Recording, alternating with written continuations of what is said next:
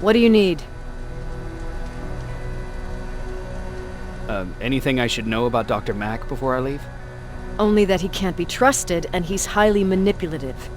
So you need to stay cautious. Was Mack the one whose drone you smashed? Yes. Yes, it was.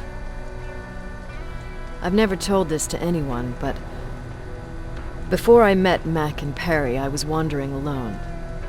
Didn't have a map, so I drew one myself. The first people I came across were two guys, old enough to remember Judgment Day. We camped out together. They gave me advice, we shared some stories. Sounds nice, right? A little too good to be true. It was. I was too naive to notice it back then. When I woke up, all my things were gone, including my map. There I was, lost in the desert. Thirst and hunger.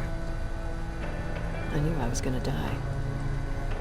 I passed out with my face in the sand. But next thing, I was lying in a bed, bathed and wearing clean clothes. You're lucky someone found you. Someone did find me. Too bad it was Skynet. Through the window, I saw thousands of Terminators. First, I thought it was a work camp, but it was something else. A Skynet research facility.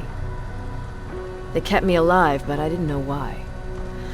I thought I was the only human there. But after a while, someone came into my cell. A man. Well-dressed, clean-shaven. You want to take a guess who that was?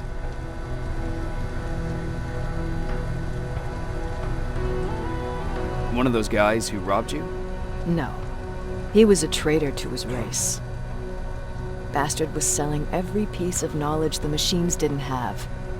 In return, they gave him everything he wanted. When he was done stuffing his face with food, he had another request. He wanted a whore. It lasted months, until I got to wrap a towel around his neck and make his eyes pop. You don't want to see people for what they really are. I've seen their true face. That traitor, those two guys in the desert, Mac, they all showed it to me. It's not pretty. The truth is, the only reason I fight for the Resistance is because I despise people just a little less than the machines.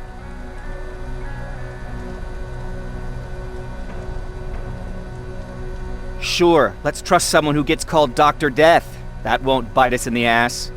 In the meantime, I'll see what I can learn from the new CPU we acquired from that infiltrator. This could be the breakthrough that we've all been waiting for. I need to concentrate, so please don't disturb me.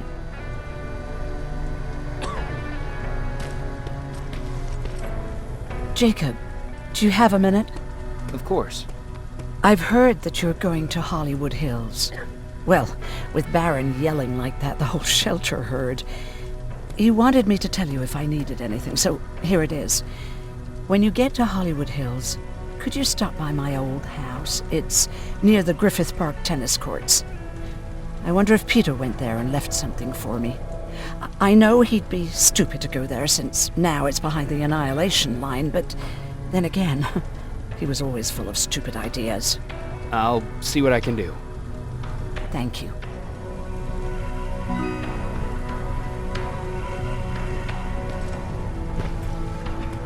Look at him. He never talks to anyone. He just sits there. I bet he's one of those machines.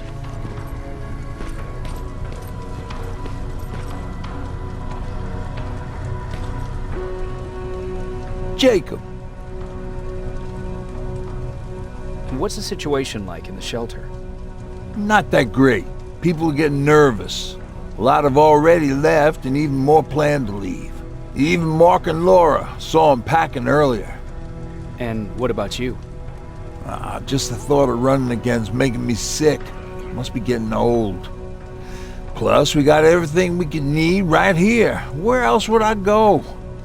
Besides, I have faith that Baron would never let anything happen to this place. She's way too uptight about security. Earlier, you said that a new era started. What changed? Well, for one thing, with Tucker dead, I became the new leader of the group. Something I never expected or wanted, for that matter. What did you do about it? That same night, I looked around at all those people who survived, and I felt scared. Scared of what they expected of me. I started to walk away like I was on autopilot. I don't know if I wanted to run away or to kill myself, but then something surreal happened. I found a metal door in the ground in the middle of nowhere. I was real unsure about what I might find under it, but what I did find was the aftermath of a massacre. More Terminators? That's exactly what I thought at first, but it turned out to be something even more scary. It looked like they decided to commit suicide. I couldn't understand it. To me, they had everything. Food, water. They even had a case of beer. So, I got shit-faced and started crying over my brother's death. But I realized something. I realized that I could maybe survive there. Did you come back to tell everyone? I did. After I buried the bodies outside, I returned to the camp with the good news. After that, we were all right. That night, I learned two things. Firstly, that it's okay to be scared. Secondly, that there are two sides to everybody. Ironically, me being a scaredy cat turned me into a good leader. And that's how I found that place, and that's what motivated me to help others. But Tucker, well, he was a leader from the start. But he had an ugly side too. He killed those who opposed him. He was a real scumbag, but he was my brother. He made me want to be a good person for the both of us. Our hangover wasn't a high price to pay for that lesson.